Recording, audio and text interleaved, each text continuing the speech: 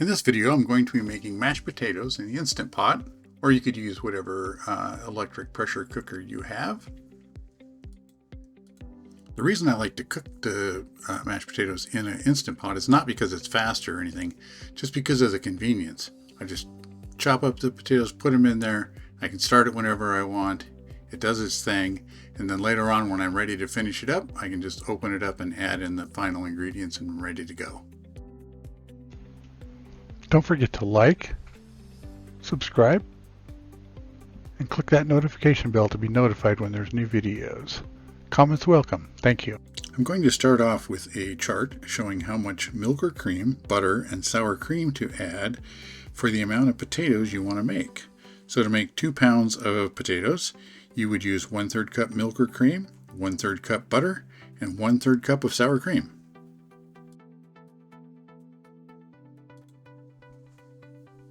Okay, to get started on the potatoes, I'm going to measure out the potatoes using a scale.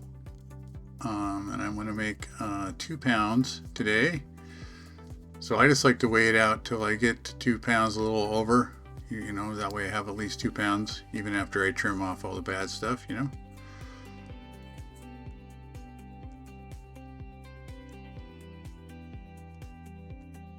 Having a weigh them is way better than saying 5 potatoes or 10, whatever. You know, that doesn't tell you how much. If you have small ones, large ones, whatever. So I got like a bit over 2 pounds.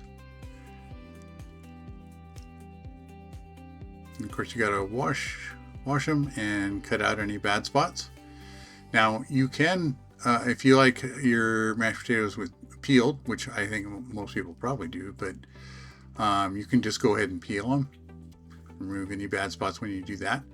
But I like to leave the skins on, so I won't peel them. I'll just cut out anything, any bruises or anything, cuts in them or something like that.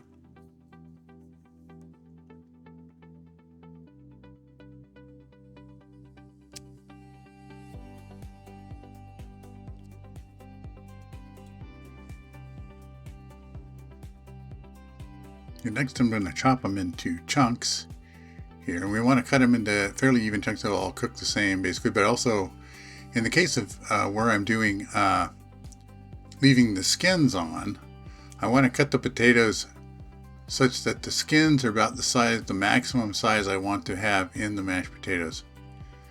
So you don't want too big of pieces because then you'll have huge chunks of skin in there. I just like to have a good bite-sized pieces, so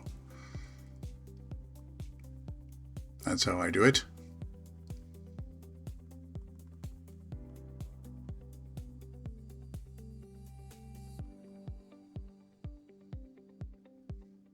The next thing we want to do is we add in some water. And I usually just grab a coffee cup, fill it up, and put it in there. You want to use whatever your pressure cooker recommends. A cup, 2 cups. All right, then we'll get it in there. Seal it up and make sure you move the vent to seal, of course. Then we're just going to set this for 12 minutes and let it go. Now, of course, your Instant Pot takes a few minutes to warm up and then it has to cook, of course. So I usually start at, sometime, I know it's going to take like about 25 minutes at least.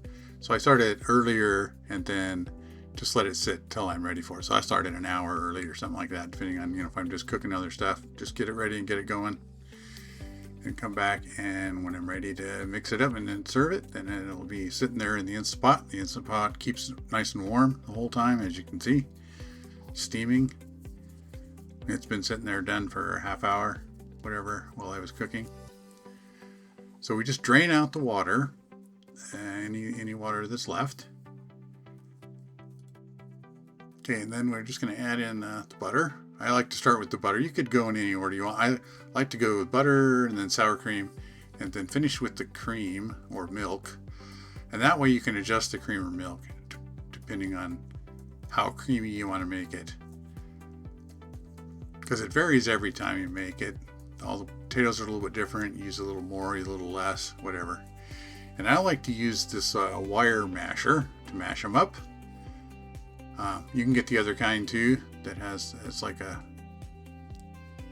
grid or hex shapes or whatever they are. But I like this because I like to leave a few chunks in there and not make it perfectly uniform. But that's of course up to you and your preference.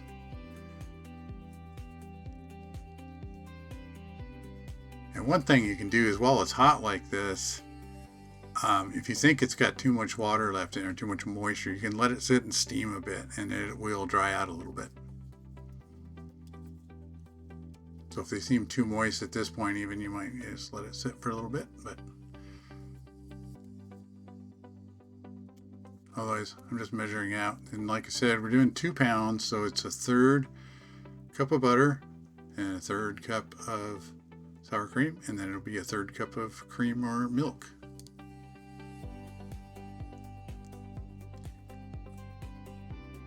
And using cream instead of milk definitely makes them creamier and makes them richer. So you can decide just how rich you want to make these.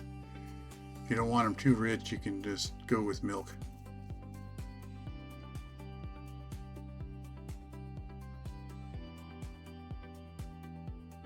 And like I said, I like to leave them chunky, so I won't mash them up. I won't keep mashing them once I get them to the point I like. I'll use a spoon to stir them.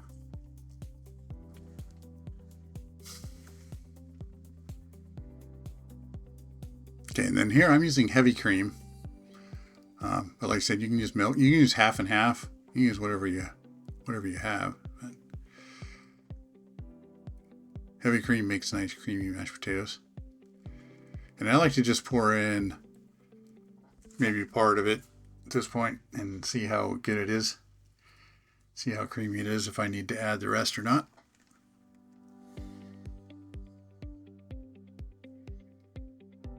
And if you get too much in, you can just kind of let it sit or stir it so that steam come off and it'll thicken up a little bit.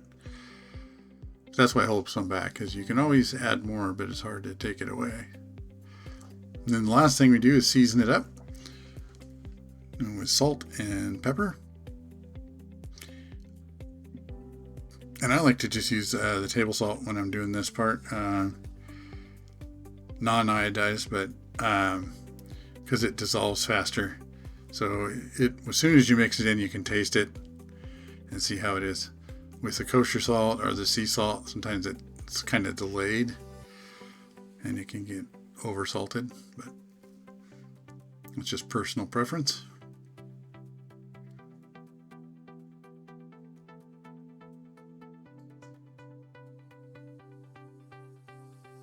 I do like a lot of pepper in there. I like it where you can see the pepper.